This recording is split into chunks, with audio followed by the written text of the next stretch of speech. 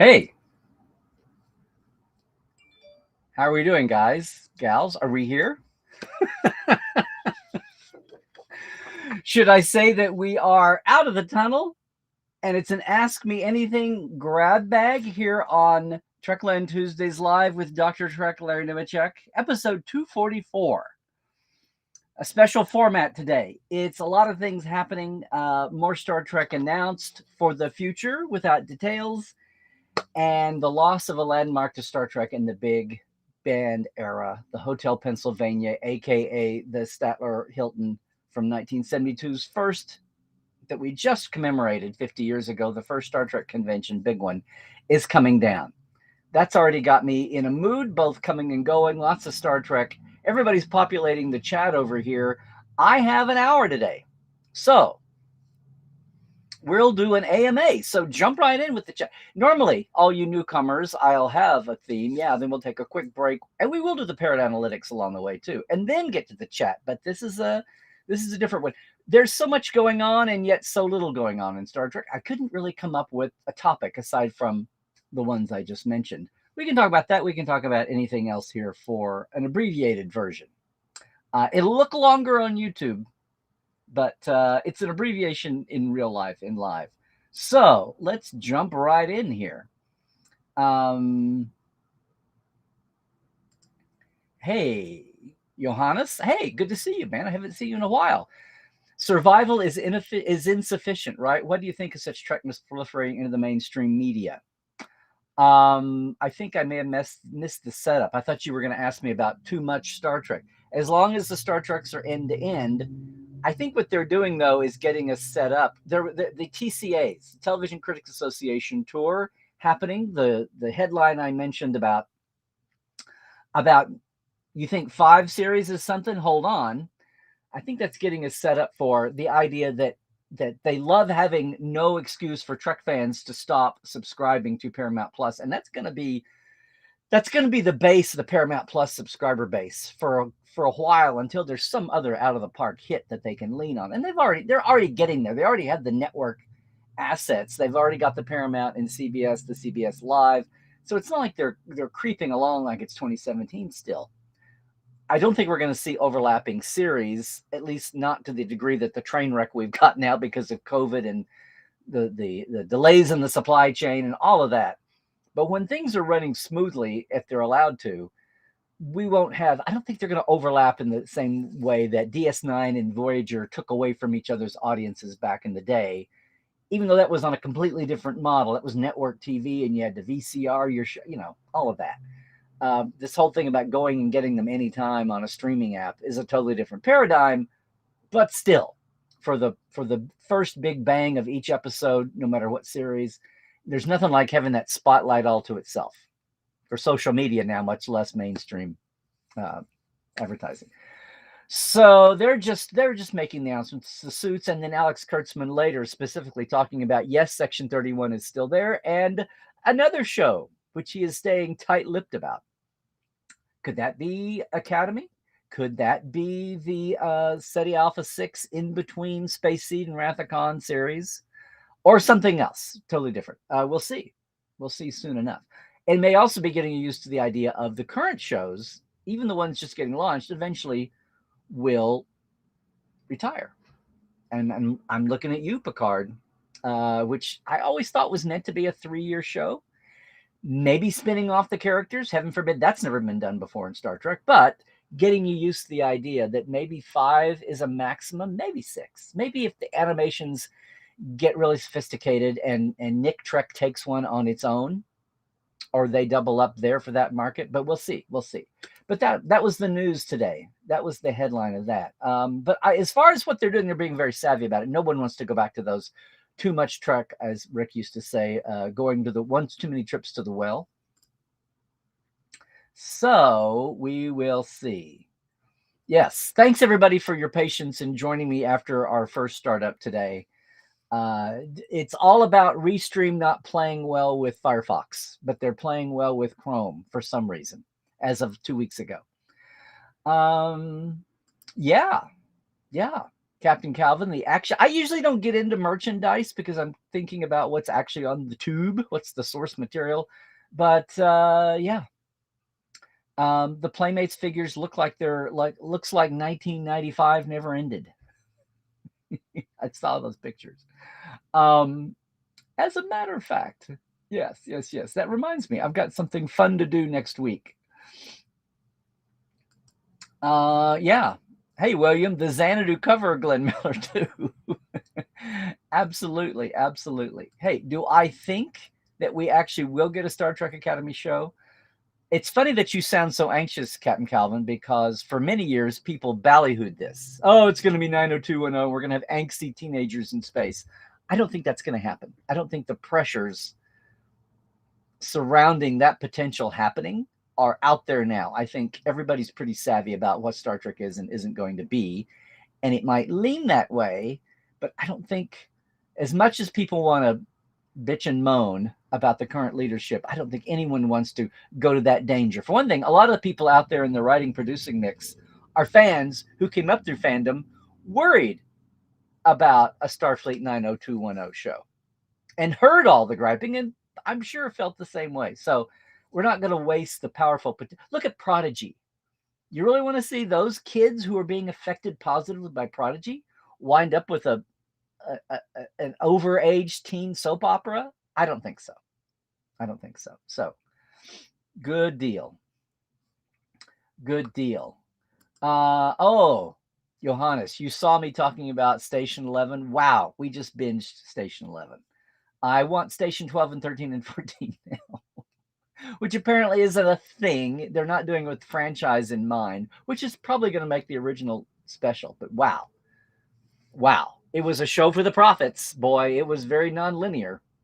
I kept expecting someone to start glowing in amber and talk about the Kristen and the Tyler, but that didn't happen. No prophets. But hardly recommend Station. But you have to stick with it. You have to pay attention. It hops back and forth.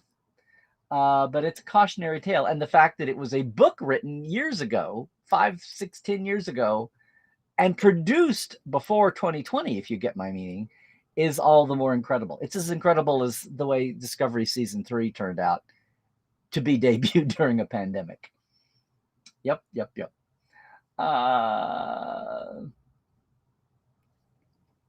Well, Glenn, sometimes the weirdest situations turn out to be the best. So there you go.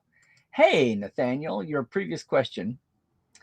Don't know if I want to address the Whoopi situation, but has any Trek person had a similar foot in mouth moment? Oh, I'm sure they have.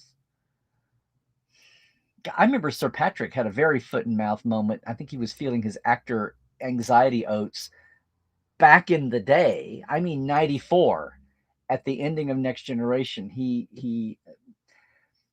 I can say this now. He basically, if you were live at the Creation Grand Slam convention in Pasadena in 94, which before the experience was the granddaddy summit of Star Trek for 5-10 years until Las Vegas took the crown. A little girl, a teenage girl, had written, a crush letter and got it to him basically, and very sincerely, very naively, had basically said, I would love to talk to you more if you have the time. I know, totally inappropriate, but it was more just naively unaware. It was sweet more than it was inappropriate and stalkerly. But he basically, kind of made fun of the girl and gave her hotel room number out on stage and the whole thing. And we were all kind of going, "Ooh, Patrick." I think it was the anxious actor in him talking. And I think, and most of the time we don't associate that with Sir Patrick. We associate all the good stuff in the world and all the right, forward-looking causes and all of that.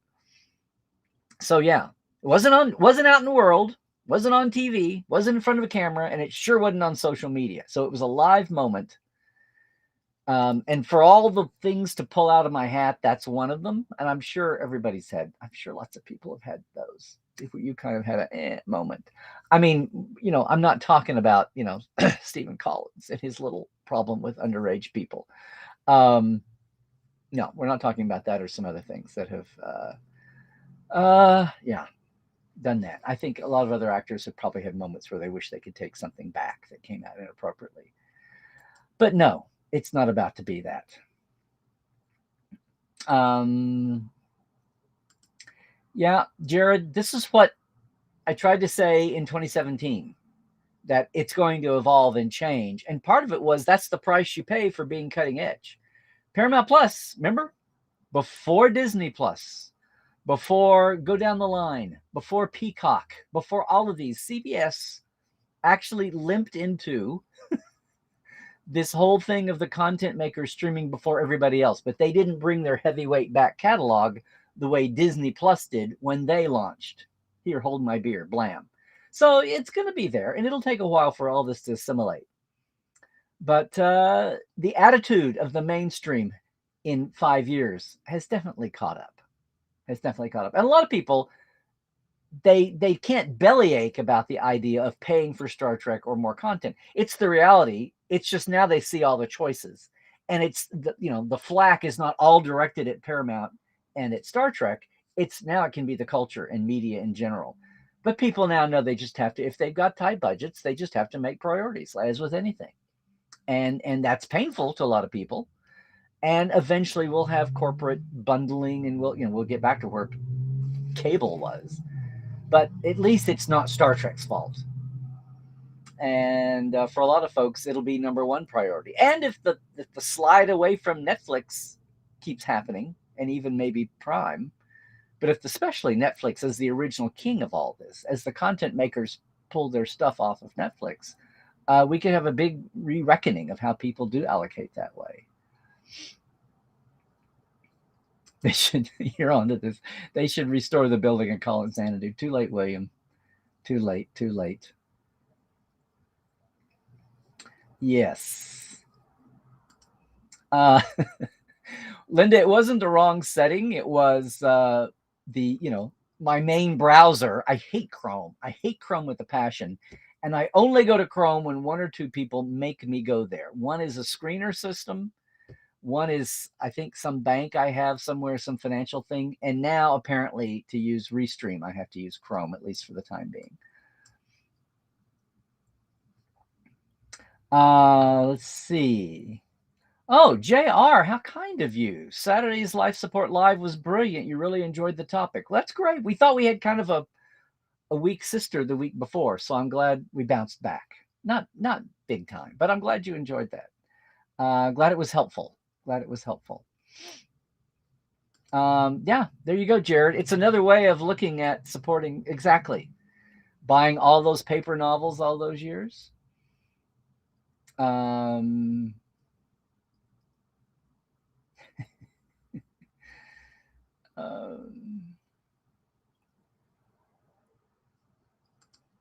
wow. Hey, Captain Calvin, your newspaper said John Hopkins said no lives were saved during lockdown. You're talking about the German lockdown, I think. You're talking about your native one. But it's not peer reviewed. So did we lose the opportunity of getting rid of COVID? Oh boy, we're just going to wade in here, huh? If so, and this is what you get for writing a long, oh, come on. If so, could there have been an opportunity if we'd stayed in a strong heart and long lockdown? My God, you're talking about Germany. Have you seen the States and our floppy, wimpy section by section reaction to all this? That was the idea. Look, that's what happened with jumping on H1N1 and jumping on the last 2 or 3 outbreaks, none of which really either in China or Africa. Ebola, remember that? How scary that was? The flesh-eating bacteria. We jumped on those right away, but we did it in populations where they arose, where the people went, oh, it's a killer virus. Let's do what they tell us. And did the lockdowns and snuffed them out. They were scary, but limited the exposure. Unfortunately, here we had way too much virus and too many places that had freedom. And so there you go. Hi, Alyssa. Are you new with us this week? I don't know, but hello, hello, hello. Have I tried turning my holodeck on and off? Actually, yes, I did. And I went to a different room. Yeah. Thank you, Melanie, by the way. Hey, Marina. This is in the flux here. Am I planning to have my own table or panel at the upcoming Mission Chicago? There was a post from them advising vendor and fan participation. Right. I didn't see the vendor, but there's something going on that front on several levels. I want to be there, but I need to be smart about it. So hopefully so. Hopefully so. It's a whole new paradigm. Fandom's getting used to the idea of maybe not a lot of actors advertised, guests advertised, until very close to the convention. That's a Reed Pop thing. We have Portal 47 Ask Dr. Trek roundtable tomorrow night, so I hope you're there. We can talk about the onrush of Chicago and what it is and isn't. But so far, nothing definite, but we're going that way, which is kind of the shape of the whole convention at this point, 2 months out. 2 months. I know.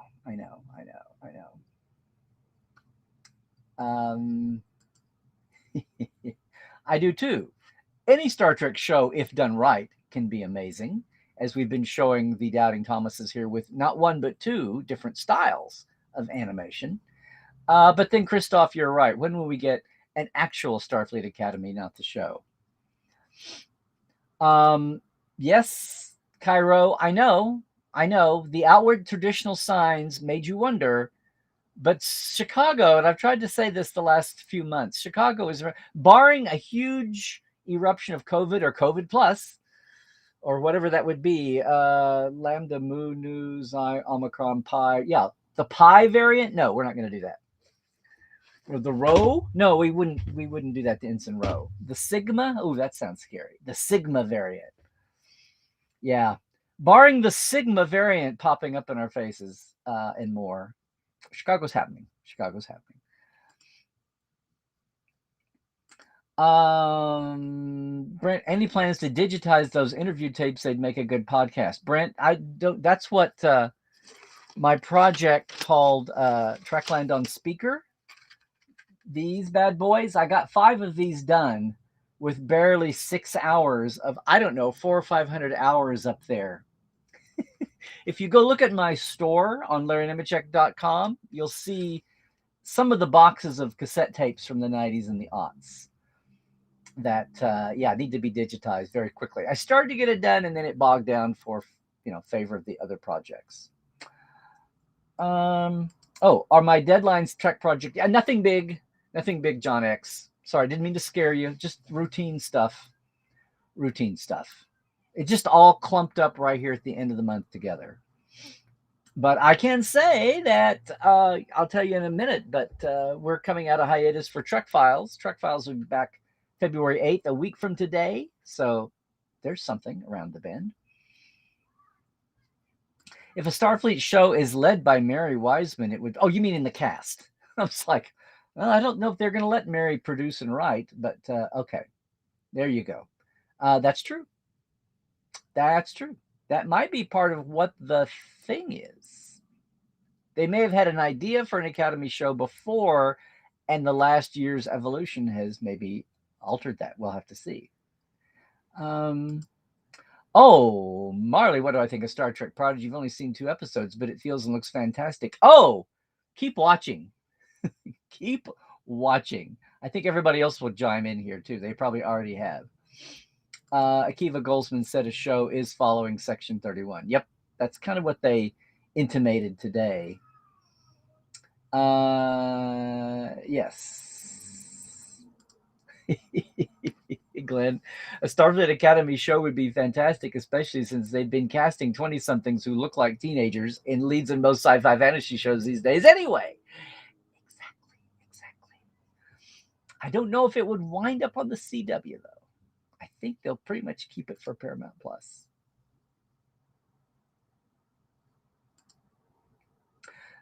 Stephen, I overlooked this. They said curated editions of Star Trek coming to Paramount Plus. Well, curated means we've gone back to a collection and pulled certain segments out. So I don't know. You're not thinking this is the announcement about HDing DS9 and or Voyager, are you? That would be a huge leap. Or maybe selected episodes of DS9 and Voyager? Hmm. Hmm. Curated editions. That's a load. You're right. That's a loaded question. I didn't see that in the first blast.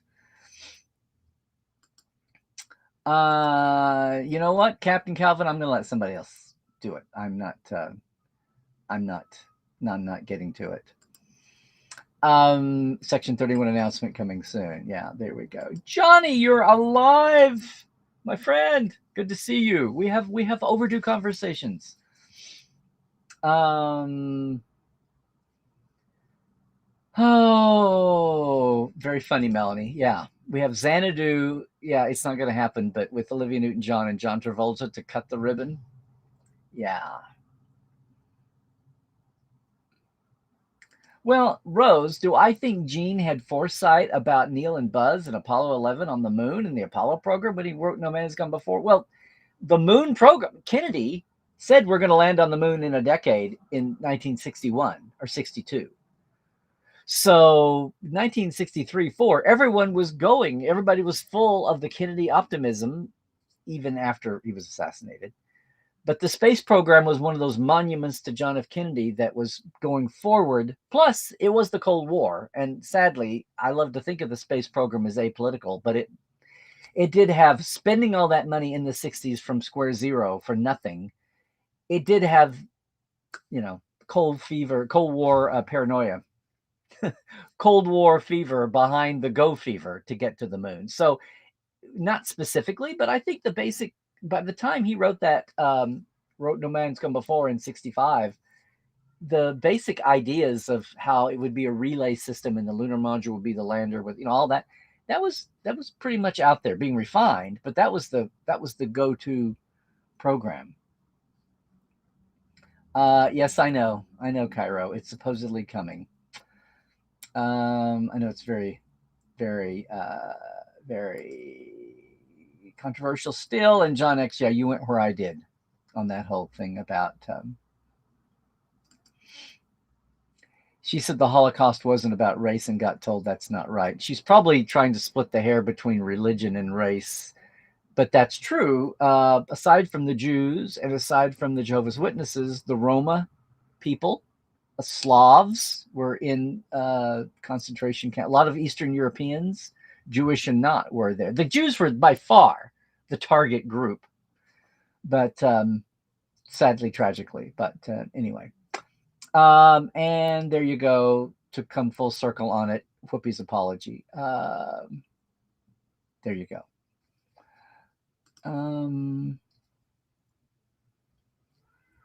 And you're just wanting everything on Blu-ray. I know. I'm waiting, just for when the EMP pulse comes, from whatever reason, and all of our streaming goes blank for a while.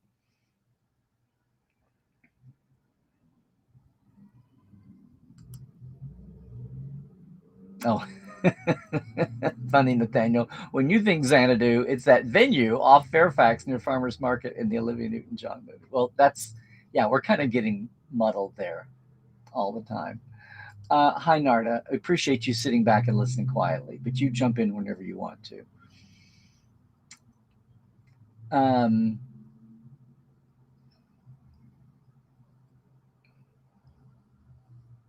Yeah, I should have said this. This is not WebMD, much less the AMA or the Lancet. So how about that for being global? So right. Hey, Alan, good to see you. Thank you, Mr. Patreon. One of them.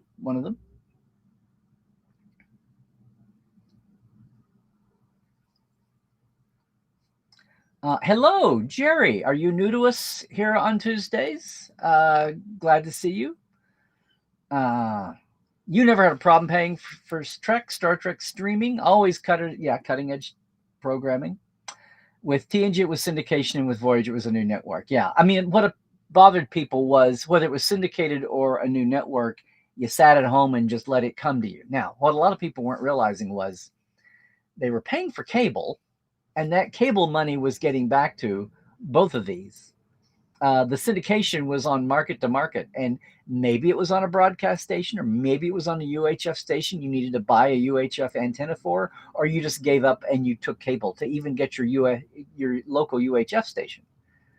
It's all moot now, except they're, the news and sports and weather are targeted to local markets. Otherwise, local stations, the local programming, so much of that is sadly gone away, that the broadcast code and the FCC used to enforce about having things be local always and not just spoon-fed national. And the mega like Sinclair and the mega groups of stations enforce a national flavor on their locals, where you're losing all the local slant, the local texture. But yeah, you were paying for those. You just didn't feel it up front on your itemized bill every month the way you do now with the streaming app.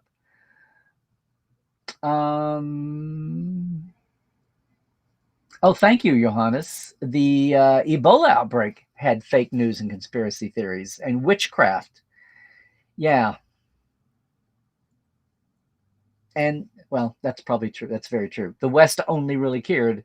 You could say it's somewhere between caring and on their radar, hashtag first world problems. Well, it wasn't. But, yeah. The reaction now is because so many people were ignorant of those outbreaks in the aughts and teens. Oh, wow. This is above my pay grade, Stingray. The movie studios like CBS Viacom being bought up by big tech, like Apple, like Google, like Amazon. Except Amazon's got Prime, but they want to go through the built up infrastructure.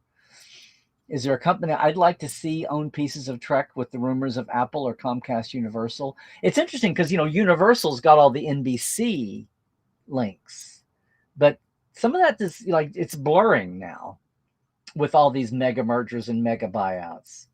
I feel like Comcast Universal is going to be, it's not so old school. Comcast Universal owns, NBC. The Tonight Show comes from Universal City now, not old NBC Burbank. Of those two, I'd probably lean to Apple. We're going to have to shake down a lot, though, on big tech. We're going to have to let them quit being the golden children of business and culture. This is far above my pay grade, but and viewed on that scale, little prizes like CBS Viacom, might be just fruit in the bucket here compared to what the big picture they could have. Is that a new metaphor I just created? Fruit in the bucket. Anyway, small fish in the big scope of things. But, between those two, I'd rather see Apple. If Universal is even going to consider owning NBC and CBS, and then what's the point? General Sarnoff and Bill Paley are just rolling in their graves if that would happen. The founders of the Columbia Broadcasting System. And this is the National Broadcasting System. Oh, hi, Tobias. Good to see you, and glad you enjoy. Thanks. Hey, Stephen, I know this is what I'm being told from my sources. It's that just the way Reed Pop does Comic-Cons and even Star Wars. It's like it's all about the event, not the guests. And you're just supposed to show up and enjoy what they give you. You're supposed to come for the eventedness, not looking on who's on the list. And maybe Star Trek fandom gets there, but right now that's not Star Trek fandom. So yeah, you've had these persistent rumors and hesitations, and COVID hasn't helped at all this year. But even moving forward, you've got people wondering, skepticism, much less in April and in Chicago. And next year it'll be a different city. And will it be that same time window when it's not the summer and people are freer to have vacations? We will see. We will see. The Unicron variant sounds bad too. Would Starfleet Academy come up against the complaint that it doesn't go anywhere, doesn't do exploring? Oh, like early DS9. Well, yes, but you have cadets You have cadets doing away missions for training, short range. You have cadets doing their semester away, assigned on random ships, or maybe even on random planets. Is that how we finally get to Teller Prime? I don't know. I don't know. Somewhere between Jaglam and somewhere between the engineer on Chakotay's ship, which is the Protostar, or maybe his current ship. I don't know. We'll see. We will see. Maybe the Tellarite engineer with Chakotay is a long lost father to Jaglam. That will be. Let's not even go there, Stephen. Text Trekkie, let's just not even go. But if we do, then I'm sure later on we can have the double. We can have the double alpha and the double gamma, and the double omega sounds twice as scary. Yeah.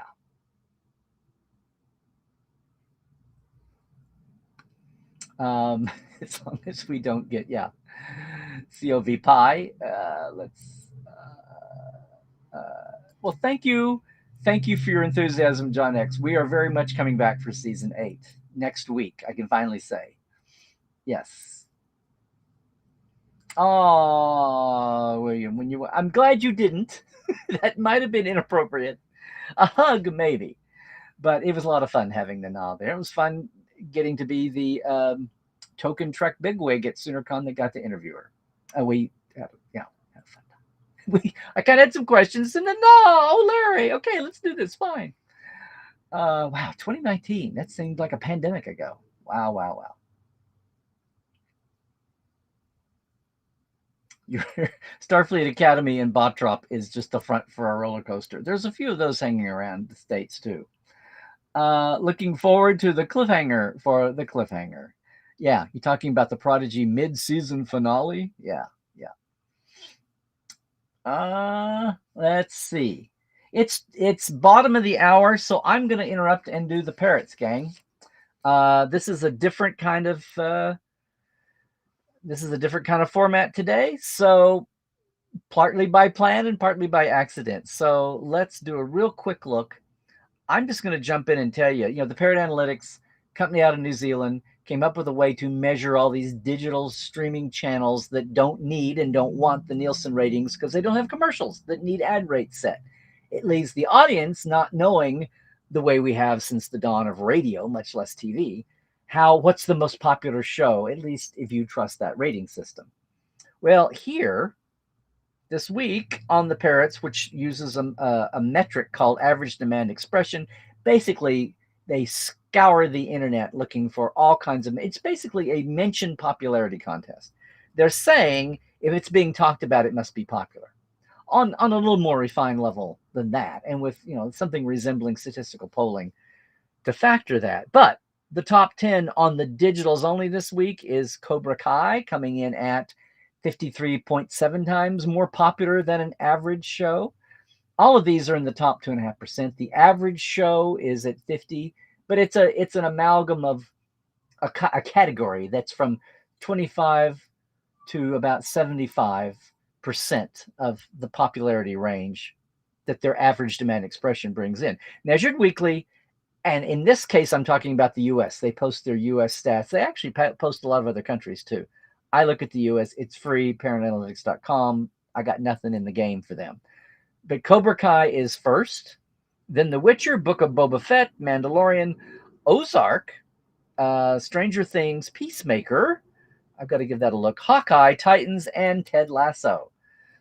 For various and sundry reasons. But real quick, that's the digitals only. So, Prodigy in the top 10, but then, Prodigy rankings go way on down. In fact, Prodigy this week was sitting at 17, whereas the bottom show here was at 28.4, number 10 show, Ted Lasso. So what are they, at the bottom of the second 20, maybe? But they're in there. In fact, the trend line, now that's the last 30 days popularity rank, is 17. The trend line is up. In fact, the trend line has been up on Prodigy for the last 3 weeks. Not a spike, but it's been a gradual up. The 60-day average trend line has been up, and they are still hanging in at 95.3% over 30 days the most popular action adventure. All right. Meanwhile, you're thinking, what about Picard? Picard's around the corner. In lieu of that, Picard is already at 17 or holding in. It's at 15.1 times more popular. All these shows are in their outstanding category, their upper 2.5%. So all the Star Treks are in the upper 2.5%, according to Parrot Analytics. And Picard's trend line zoomed up and then it's still up. We got the trailers coming. It's the trend line of the last 60 days. It'll be interesting to see what all the trailer releases and the excitement around there is doing for Picard. I didn't check Prodigy. I didn't check Discovery, but the excitement's building for the return of Discovery too. The second part of their season that was interrupted due to post delays. The overall parrots for terrestrial and digital, SpongeBob is still number one at 63 and change. Then Euphoria, and then Saturday Night Live, then Cobra Kai, then South Park, Attack on Titan, The Witcher, Game of Thrones, Book of Boba Fett, and The Mandalorian. Again, this is the professional, this is the studio promo, this is the critics, this is the fan chatter across all the internet in a 5-day window. There you go. There's the parrots. I'm going to, we'll do another 20 minutes here of AMA today. Special elongated version is going to wind up on YouTube here today, and we'll have all the chat in. So let's jump in and see real questions, guys. We're back to it. Real questions, okay?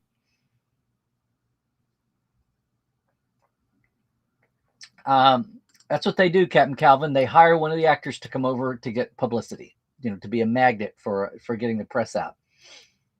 Did the same thing with Star Trek Experience. When Paramount Parks had all of their corporate-owned parks here before they sold a lot of them to Cedar Fair, including Vegas. But the Carowinds had the Borg roller coaster back in the day. Could curated editions be HD or 4K? This, just guessing, no inside info. It's the first thing that came to my mind, Cairo. And maybe it's selected. What's your top 10, top 20 episodes? Do you do the pilot and the finale, and then you do the war arc? Do you do Trials and Tribulations? Do you do Our Man Bashir and Little Green Men? And I mean, what do you do? Pale Moonlight? I could off the top of my head think of the top 10 or 12 or 15 popular ones, and then the money raised from those might eventually pop in. Voyager, I'm sure we could think of some popular shows. Ooh, slap me. Okay. Yeah, the finale, the pilot, Year of Hell, Flashback, on down the list.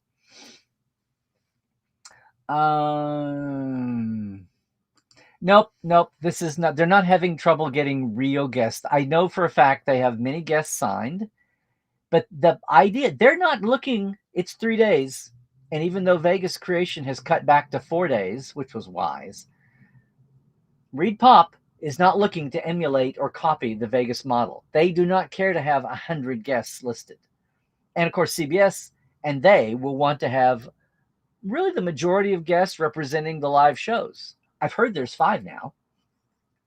And voice actors are very used to going to anime cons from their other projects. So they're no stranger to convention life either. So, yes. Curated sounds more like an uprising. Sounds like more than uprising. But also adding commentary. No, could be. It could be just commentary tracks too. So we'll see. If you had to pick one Star Trek production to introduce a scientist friend to Trek, you mean an overall production? Wow. I don't know. I'd almost say Prodigy. That may be, because everything else I think of hundreds of episodes. I don't know, maybe Next Generation. Next Generation is a safe one. They're really leaning into the science all the way since they started off fresh with Mike and Rick's, science anomalies, real science anomalies, problems, dangers for writers. We'll see. Hell yeah, Melanie. Lift the mask mandate in California next week. Oh, I had not heard that. Maybe that's regional. We have a bunch of N95s on order as well.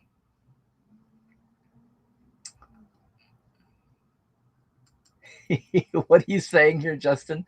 With all the new Trek coming out, you're no longer using excuse of being too lazy to cancel P plus. Yeah, maybe that ship has sailed. Uh, that's cute, Captain. You call Marina the Mirror Universe Troy? That's funny. That's funny. I wonder if she's ever heard that. Hello, Dan. I think you've been with us before, but if not, welcome to Tuesdays. Do you think we'll see new trailers for Trek during the Super Bowl? Oh, I bet so. I don't think that's new. I think the last time CBS had the Super Bowl, how do you not utilize the Super Bowl for that kind of thing? I remember the year that NBC had the Super Bowl and the other thing is advertising during the Super Bowl, and then if you're a broadcast network, NBC or CBS or Fox, whatever, do you use the post Super Bowl window to promote or launch a new show? There have been several series that were launched in the window after the Super Bowl, and they've all left me. But one I remember was ongoing, but they used the Super Bowl post window to promote a 3D special episode of Chuck, which had many Star Trek people working on it. Rodney McNeil was a supervising director producer. David Trotty was as an assistant director. Dan Curry did visual effects. There were a lot of Trek people that worked on some of the extras were from Trek people extras. Let's see. What we got here? We got 20 minutes, 15 minutes.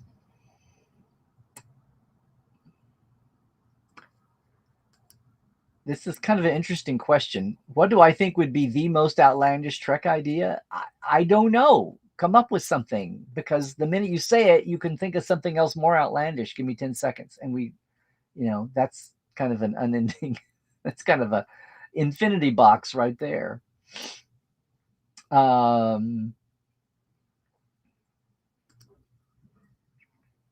Hey, Vicky. Hello. Are you new to Tuesdays also? Anyway, welcome. You don't think it's right to charge for Paramount Plus without live CBS TV? I thought Paramount Plus does have, when you put your address in, they locate the local CBS channel to you. And I thought there is a capacity for live CBS TV in Paramount Plus. Is there not? I thought that was part of the deal. We cut cable about 4 or 5 years ago. Yes.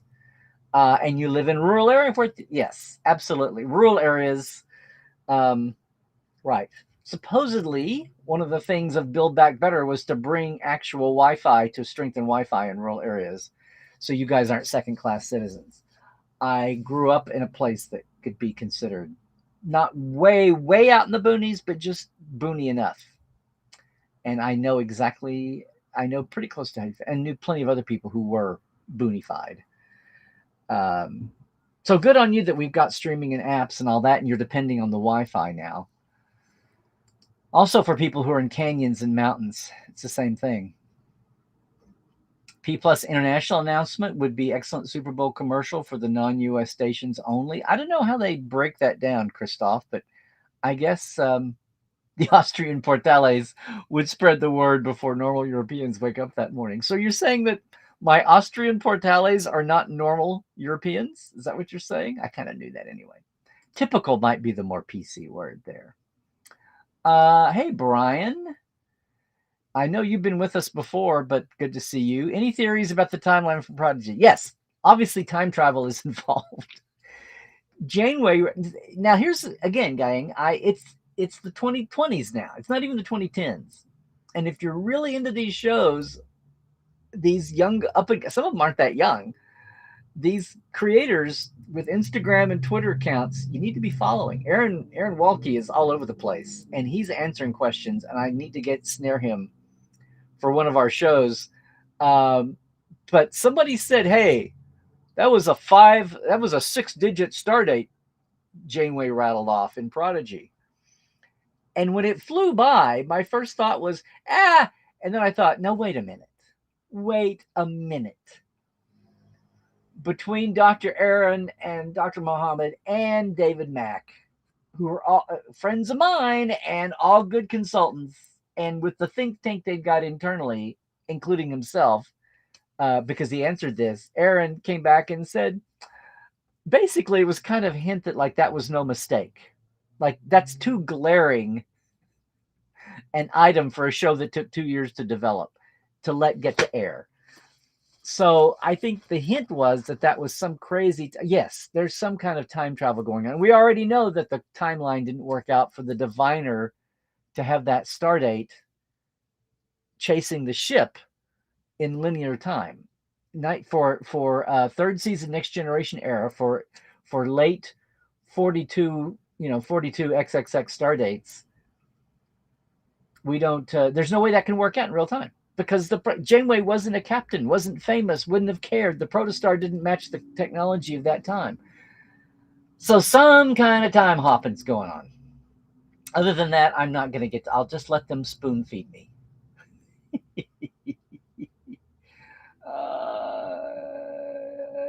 Let's see. Yeah. Yes. Who remembers that? When AOL was the big dog. Oh my God. And bought Time Warner. AOL Time Warner. And what was it? Like 2 years was all it took for the .com crash. And Time Warner, it's like, wait, please. Yes. Absolutely. There you go. It's hard not to be by the time you've got Europeans who have been, occupying that land for 1,000 years actively.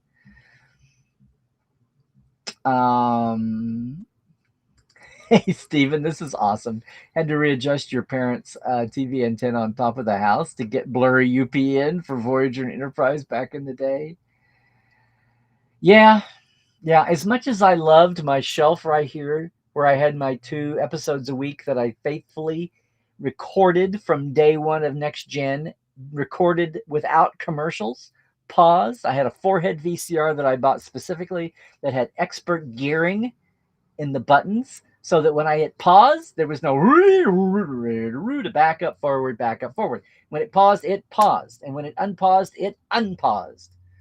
And I could even do frame advance so that when the bumper came up, remember, it's like nothing we've seen before, Captain. Dum da da dum, and then you got the TNG bumper, dum da da dum da da dum, and then it went to commercial. I did it where I would click it off and back it up so that we didn't even have the bumper. It ended with, now sometimes you saw the ghosty blue, but it ended with the drama and then picked right up. I did that for 18 friggin' years on whatever 4-head VCR I hadn't worn out yet. And to have 2 episodes to tape, because you did it on fast speed for the best quality, so that when you paused on a 4-head VCR on a tape on fast speed, you could read the acoudigrams, which I was doing in 1988 and putting in my concordances before anybody else was thinking about trying. So there you are, LaCool and your sister ship, Ambassador Fox, or whatever his name was. Yeah, I know. The sentimentality of all of that is something, but modern days are modern days. I still want my own discs, though. I want my own discs just for when the inevitable time or day that streaming cuts out, and something is very important. And startups have ridiculous credit pausing that you have to fight to get to.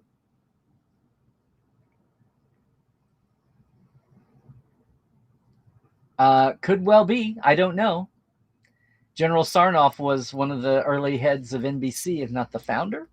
General because he was a retired general or whatever. Colonel Sanders. I can't even think of Sarnoff's first name. I would not doubt it. With the families that are in media, I would not doubt it. Reed Pop sounds like a candy based on, yeah, I know. Well, see, there was Reed shows, Reed Entertainment. They did trade shows before they even thought about getting into. They have very much a mainstream business where they can play over here in pop culture. But that's years of history back there. Master Master Chief or Master Chef? Because I know Master Chief is Mary Chieffo, and she's as much a Klingon as Worf is. Plus, a Starfleet Academy show could show us the Earth of the 24th century. Ooh, might we finally go there past a couple of scenes in Picard? Very true. Very true. They could make it. Weed pop cola in certain states. There you are. See, this, Cairo, you're the fan that Reed Pop is just hoping pops up. You go for the event and the fans and really and meet and personally talk to people and could care less who the guest list is. Shh, don't spread it around, but that's what they're hoping they get here. You're so continental though. Hey, John X, you couldn't even get UPN. We were so poor. We were so isolated. Yeah. Wow.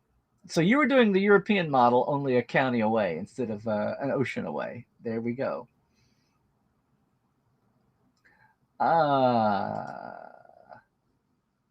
Popular demand brought the station to your cable system. You mean like Star Trek had a hand in that? Could be. Could be. I'm not too far behind on the chat here. An Our Man Bashir continuation would be very interesting. I mean, I think Andy and Sid would be up for it, but and Terry, but that would be interesting. That would be interesting.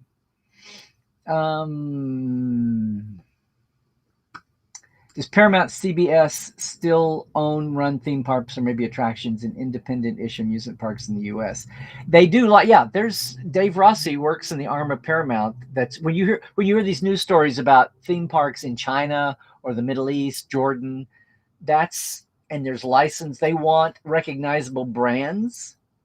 If they want something under the Viacom umbrella, whether it's Star Trek or Andy Griffith, they have to go and deal with now, what is it, Viacom CBS technically now, whatever the Uber Corporation name is. Yeah, they come and deal with them. So they may not own and run them. There may be an individual deal, but they have a deal to they have a finger in the pie at least. Right. But the actual Paramount Parks division was sold off before the experience closed. It was Cedar Fair the last few years.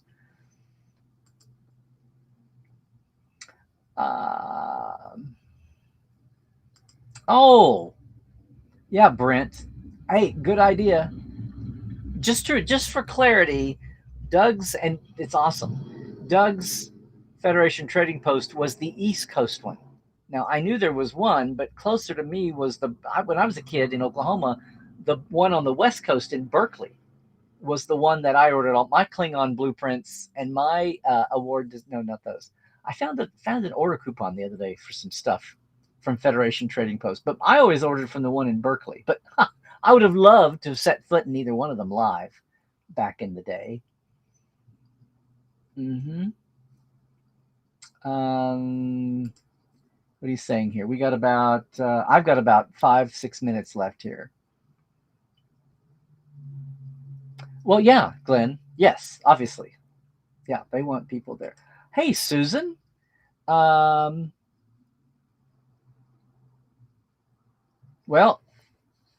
talk about Michelle Yeoh filming her role in The Witcher in Blood Origins, and that it could be recurring. How would it fit in with Section 31? Is it possible to head to left? Yes. Welcome to the modern world. It's possible for people to be in movies and on TV at the same time, which used to be a bugaboo. I mean, the walls have come down. It's just a matter of schedules and the way these short and that's the other thing. It's these short seasons, these 10 episode, 12, 13 episode seasons. I let this. When you were stuck with a 26 episode show as a regular, you were lucky to go out and do a play or cram a movie into that 3-month hiatus. And if you did that, you were like nonstop working. These short seasons, that is one thing. You can pop up on more than one series, much less do a series and a movie. So they would totally work on it, especially if they were in demand. if people were coming to them like they would be with Michelle, apparently, since they did the setup, well, then there you go. Yes, Zachary Levi and Yvonne Strahovski should be in a Trek show. I agree. I agree. And I know Zach would love to be. I know. I know. Hey Jerry, an outlandish idea, a musical episode. Oh yes, and that Discovery cast, they'd be there in a heartbeat. Absolutely, I think the DS9 cast could have and would have done one in the day. Nana and late great Renee, notwithstanding, and Avery.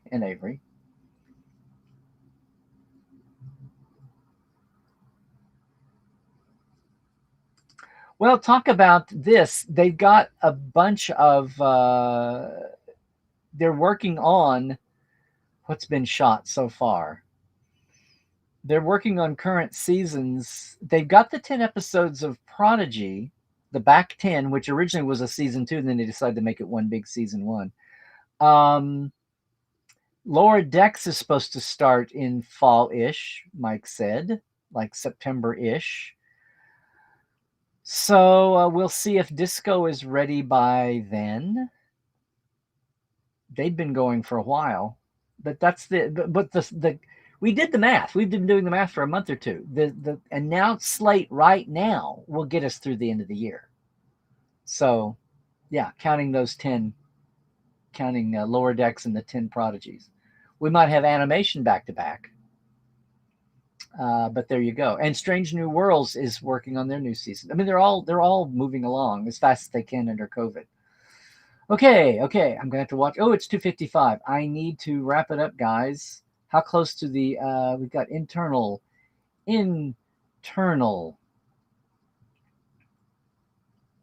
I still have my AOL. I use it for my junk email. It's what I give to things I don't really be a part of. It's very much that. Thank you guys for the end of the chats too. Hey Jerry, that's 2 of us. I gave them away, my VCR collection for TNG, DS9, Voyager, Enterprise. I gave away to a fan here, and when I thought they had no monetary value. But these shelves that I built to hold videotapes that I could put on the wall because I was tired of not being able to find competent ones in a store. I still have these shelves with adjustable shelves. Okay. I think so too, Jim. Physical media is important to own. Hello, Daniel. So I got you out with VCRs and VHSs, huh? Selectavision video discs. I think you will, yeah. Saying hooroo back to you, Narda. You'd like to see Austria in the 21st century. I think they've managed to find homes for everybody. Blah blah blah. Try getting UPN in Canada. No thanks. Thank you. I am 6 minutes behind, so it took an Andy Griffith theme park to get you to pipe up, Anne Marie. Oh my gosh. Yeah. Just think of the characters walking around playing everybody. And then they could have a Kirk and an Edith Keeler walk by Floyd's barbershop. Hey, Jerry, I think someday somebody's going to wake up and think that Assignment Earth could be Doctor Who-ish. Just saying. Yes, Dave is still in Paramount Amusement Park stuff. Yeah, I know. You'd think everything would be blown up by now, but there still is that. Weathering all the remerger storms of what it looks like. But yes. Absolutely. Okay, guys, I'm going to have to shut it down here and say my thank yous because we haven't done that because today's been a different kind of show. So first off, I'm going to boom. Thanks, everybody. I'm not going to get to the last ones here, but thanks to all of our Patreon folks, our TTLers, Diana Hopkins, Robin Wilson, Lawrence Todd, and Marie Siegel, Keith Rombach, Justin Porteous, Nathaniel Robinson, and Blaze K. And our live wires, Rusty Harrell, Herbert Den Johnson, Jalen Bullock, Robert McLean, Alan Hoensi, J.R. Poole, Byron Bailey, Dave Gregory, and Casey Shafsky. And if you were listening close, well, I'd love to have you. It's a fresh month, but the Patreon that I have is at patreon.com/TreklandLive. It's a simple $5 and $10 level. I still owe my live wires, their interview links. We're going to get on it. I got through the tunnel this week. We're going to get on it. Love for you to have you there. They bill it just like a PayPal, only it's their own system. And you heard me right. Trek Files will be back next week. You can still go check out the past 7 seasons, but we will be back with a new show next Tuesday at podcast.roddenberry.com or on Facebook at the Trek Files, wherever fine podcasts are sold and are downloaded. And yeah, Trek will be back. Dr. Trek and Dr. Ali on Life Support Live Saturday at 10 a.m. Pacific, 1 p.m. Eastern, 6 European time. Love for you to join us there where we go boldly through uncertain times. And as for me, where you're watching right now, Larry Nemecek's Trekland, Facebook, YouTube, please like and subscribe if you're there, and even if you're not there. And it's that now on Instagram too. Twitter is still just at Larry Nemecek. Portal47.net is where to go if you want to deep dive with us every month. It's like a mini-con all year long, even with the virtual revolution. We're sharing stuff and doing things and have a great Portalius community. You heard us talk about it. That's going to do it for me, gang. Hey, everybody, please stay healthy. Do all the things. It ain't over till it's over. Stay woke. Check your sources, no matter what the subject matter is. And be open to something that maybe you didn't know about because no one ever taught you. And trek well, everybody.